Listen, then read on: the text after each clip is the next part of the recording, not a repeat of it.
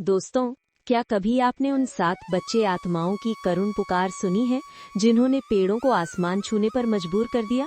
एक महान ऋषि मुनि भारद्वाज के आश्रम में एक दुखी व्यक्ति पहुंचा तो उन्होंने कहा कि जीवन में अन्याय होता है, पर धर्म मत छोड़ो।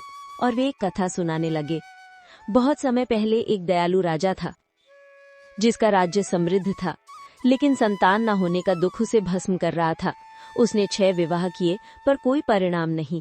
एक दिन जंगल में रास्ता भटक कर उसकी मुलाकात एक साधारण कन्या सावित्री से हुई और उसकी सादगी देखकर राजा ने विवाह कर उसका नाम राजलक्ष्मी रखा। कुछ समय बाद एक तपस्वी के आशीर्वाद से राजलक्ष्मी गर्भवती हुई और राजा खुशी से भर गए, पर बाकी 6 रानियां ईर्ष्या से जल उठी। तभी राजा युद्ध शांत करने बाहर चले गए और प्रसव पीड़ा के समय बड़ी रानी ने धोखे से कहा कि घड़े में सिर डालने से दर्द कम होगा। राजलक्ष्मी ने 6 पुत्र और एक पुत्री को जन्म दिया, पर दुष्ट रानियों ने उन शिशुओं को जंगल में दफनाने का आदेश दिया और राजा को पत्थर दिखाकर झूठ बोला कि उसने पत्थर जन्म दिए। राजा क्रोधित होकर राजलक्ष्मी को दासी बना दिया। समय बीता और एक दिन गांव के प्रधान ने बताया कि जंगल में एक चंपा और 6 बांस के पौधे उगाए हैं जो बोलते हैं। राजा, मंत्री और दासी बनी राजलक्ष्मी वहां पहुंचे। राजा ने फूल तोड़ने की कोशिश की तो चंपा चिल्लाई, बांस भैया लग जा आकाश, और बांस आसमान छूने लगे। कोई पास न पहुंच सका।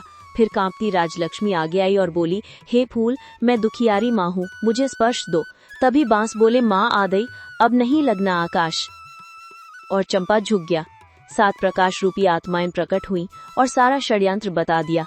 राजा को अपनी गलती का एहसास हुआ और उसने राजलक्ष्मी से माफी मांगी तथा षड्यंत्रकारी रानियों को दंड दिया और राजलक्ष्मी को उसका सम्मान वापस मिला।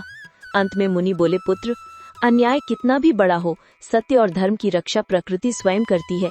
कर्म का न्याय अटल है। धैर्य रखो, क्योंकि सत्य देर से सही पर लौटकर जरूर आता है। और दोस्तों, यही सीख हमें जीवन में प्रकाश देती है।